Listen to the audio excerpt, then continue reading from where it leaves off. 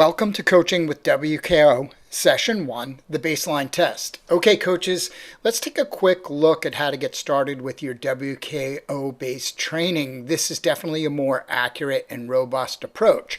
You may not choose to use WKO, that's up to you, but I'm going to do a series of short videos showing you how and walking you through the actual process as I coach Breet, who is a multi-time current crit and mountain bike national champion of Iceland and a professional racer.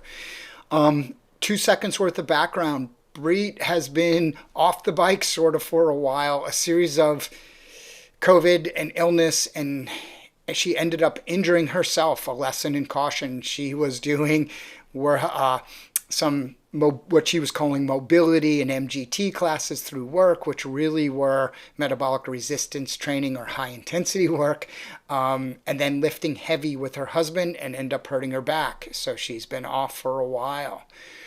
That's forced me to adjust our kickoff cycle here. We're kicking off today is our kickoff. Monday, November 4th is when I'm filming this. We basically are easing back in with a week of just riding. We're doing basic endurance with high cadence stuff. She is a base camp member, so we're going to use Menachem's anatomical adaptation strength training to sort of rebuild her. And that's the mistake she made. She jumped in with her husband, started lifting heavy, and that's why it's so dangerous. Hurt her back heavy. She was doing cleans, actually. Just a mistake. Preparing your body to train is an excellent way to get into the season, and it will actually improve your adaptations later, besides protecting you from injury. So as you can see here, we have week 1 is just establishing consistency. That's my goal in the first 3 weeks.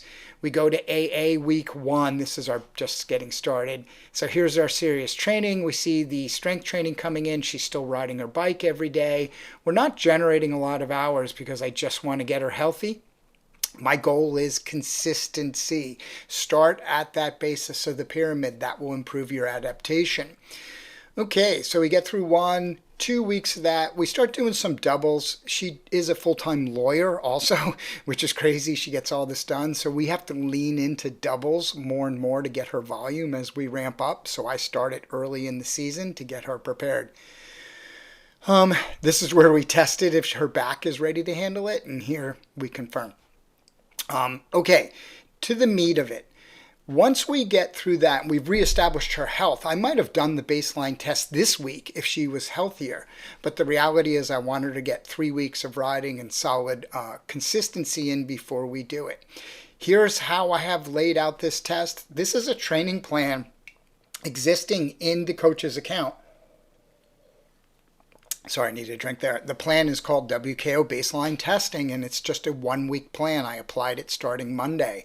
I actually have her doing a little work prep here, but still taking Monday off. Basically what we see is day 1 is a VO2 max, so a max 5-minute.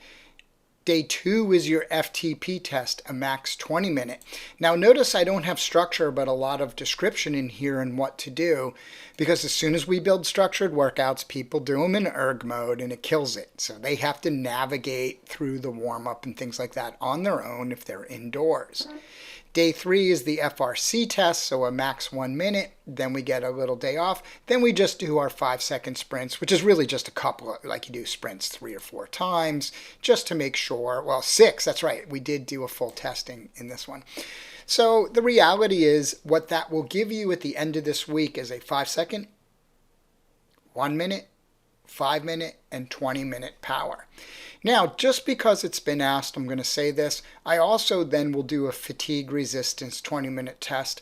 For Breet, I'm going to use 1,500 kilojoules. I'd actually normally use 2,000 for her, but the reality is with the injury and the very low CTL due to the COVID into injury stuff, I don't want to push that too deep, but I still want to establish some form of a baseline. Now, once that data is complete, what's going to happen is you will then have it feed into your WKO. Now, in reality, I'm not looking at a power duration curve here. We can look at it here, right? And I can do it. This will give you a very clean power duration curve to start off. But more importantly, it'll actually give you your zones. That's what you want. But now remember that the program, WKO, if you don't do something to change this, it's always going to read the last 90 days. So the data you're seeing up here in the hero bar is last 90 days. So what I've already gone ahead and done, and you can see it here, is I built a 2025 season, and and then I also have 2025 base, which is here, right? So right now I started the 2025 base on 11/2 because the program won't allow me to set up a time range in advance. I'll watch her for the next couple of weeks, then I'll actually start a new one that starts on 12/2, which is the first day of her testing, if you remember what you saw there. This way, I start my base training time range here on 12/2. The first week of the time range will be the baseline testing. That will mean that all the data in here will be restricted to that time range, and it will only represent the week of your baseline test and information going forward. That will mean all your training zones basically after that baseline testing will be totally customized not only to Breet, but to Breet's current fitness.